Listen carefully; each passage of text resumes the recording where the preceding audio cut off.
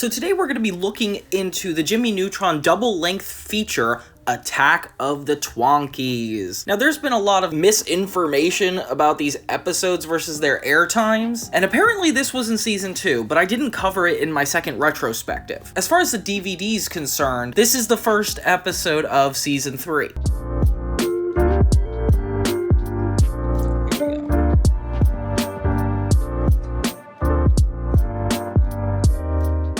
So it starts with Mr. Willoughby. He wrote a song and is going to have the school choir sing it. Library! He tells the class and they're super excited. This guy's always doing the creative stuff, like the broadcast episode, then the play episode. I never realized how many times they try to bring arts into the show, and Jimmy is always like adjacent to it. And these are always so funny. So Cindy is in for the big solo, and she really wants it. I like that she's like so focused on having a theater background. It has a lot of sides to her that aren't just scientific. Meanwhile, Sheen wants to be in the chorus, which is so random to me. He says he's got a great voice and then screams at a kid in the background. You owe me $2.36. Don't make me come over there. And then as Carl and Jimmy talk, he beats up a kid. What the heck? Carl talks to Jimmy about wanting to sniff animals, and the way he words it is actually really weird. I sniff them. But apparently there's something going on in space, and Jimmy wants to be there for it. It's rare, it's something's going on.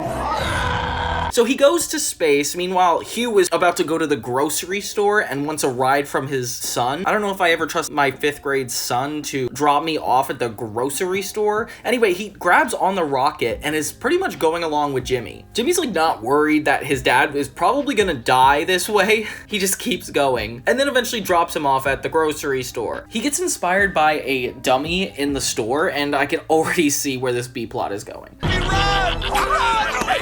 So then Jimmy gets to space and a scary giant monster is about to attack his ship. I assume this is like one of the Twonkies. And I like his little shovel invention. Like, how cool is that? It kind of looks like a lightsaber, but if it were a shovel. They managed to get to the rocket and off the planet safely. Then we find Carl with his dad looking to get a pet. Both of them are extremely allergic to everything, so I don't know what they expect to get. He can't even get a frozen fish because apparently the dad is allergic to ice, which how? How are you allergic to ice? That's water. That's what's in your body. So Carl's pretty disappointed. So then Cindy auditions and is already in the chorus, which is a funny joke. Like, apparently she doesn't have to audition, she just did it for fun. And Mr. Willoughby and Miss Vowell are unnecessarily cruel to Sheen. He tries to sing Home on the Range, and look at the way they bully him. You see, Sheen, your voice, how shall I put this? Your voice scares small children! Miss Vowell, please! Look, Sheen, as chorus master, I know talent. And that's what you have! No talent!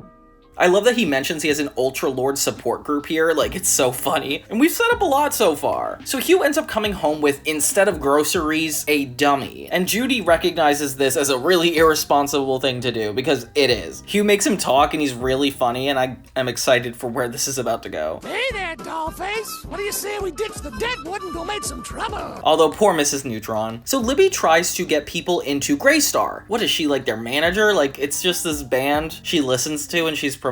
Like, I think they could promote themselves. And she's at the fountain that we haven't seen since the shorts that were before the Jimmy Neutron show. Like, Jimmy and Cindy had both of their dogs fighting here at this location, which is a fun throwback. So Jimmy returns to his lab and Carl and Sheen are pretty depressed and they talk about how they got there, and Jimmy's like, how did you get in? And they're like, oh, we just have a bag of your hair. And I guess that's just normal for them. Jimmy's like, what? But it's fair because Jimmy doesn't really care about what they went through and just bulldozes their stories and tells them what happened in space, which is rude. And then he finds a Twonkie, apparently one of the first animals that Carl isn't allergic to. I sniff them. Okay, so this little Twonkie's gonna solve their problems. I like that. Jimmy says to only keep it for 24 hours because then they have to head back. He tries to dismiss doing this at all by saying it's a violation of science protocol, which sounds smart, but I don't know if there's science protocol as a general thing. Then Sheen comes back, tries to sing again, and the teachers laugh at him again. He comes dressed with a mustache, and they mention Bulby, but he hasn't come yet, so this is weird that it's in season 3. Carl brings the Twonkies to class, and everybody wants to be near them because they're super super cute, and they try to get closer to Carl, which has never happened. And then it starts to puke up other little babies like it. Aw.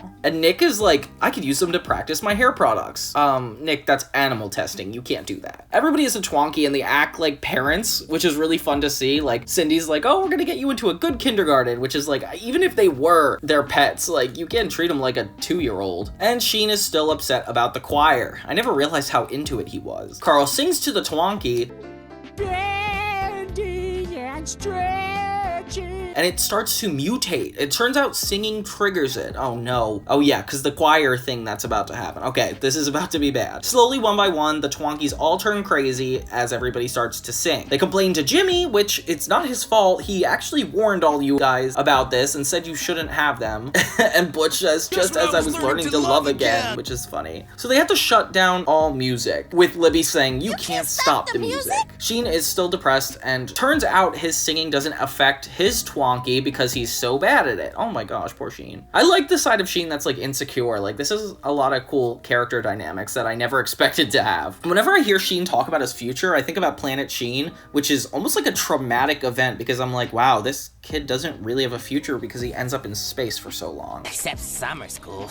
Trust me. What? So Jimmy's like, okay, we have to shut down all the music in town, get these Twonkies out of here, because after 24 hours, they're gonna be stuck here for a year. Wow, that would suck. That's like me every birthday. The boy band Grey Star shows up looking for Libby, and they decide to just play to nothing, triggering the Twonkies. Oh my gosh, Jet Fusion is still in theaters. I like that it's on the marquee. And the Twonkies are really funny in the theater, lol. So the Twonkies are attacking the town, and Carl and Jimmy get a giant vacuum to suck them all up. They attack Grey Star, and Libby's like, sorry for attacking you. And they're like, it's okay, we play at colleges, which is really funny.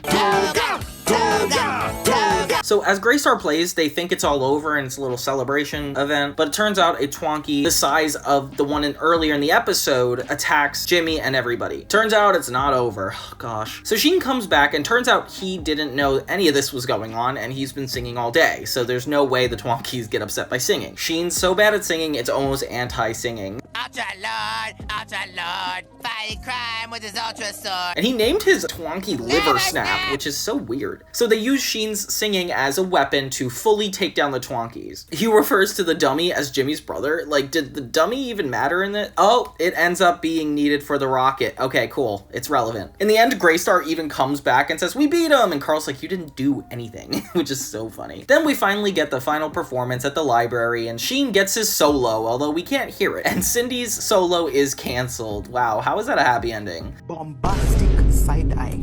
Oh wait, speaking of happy endings, it's not, because at the end you see a little Twonkie get away, which is more than just a bad ending. Like, it's supposed to be there for years at a time. I know this special is unsubtly referencing the 1984 film Gremlins. There just might be a gremlin in your house. And its sequel, The Gremlins 2, New Batch. And a lot of the inspiration is clear here, but I like that it fits in the realm of Jimmy Neutron really well. If we did view this as a season 3 premiere, which I still consider it, I think it's really effective. Like, we get to see a new side of all the characters, we get a new opening intro, and we even get moments where we see the characters at completely different angles, which we didn't ask for, but it's so happily welcomed.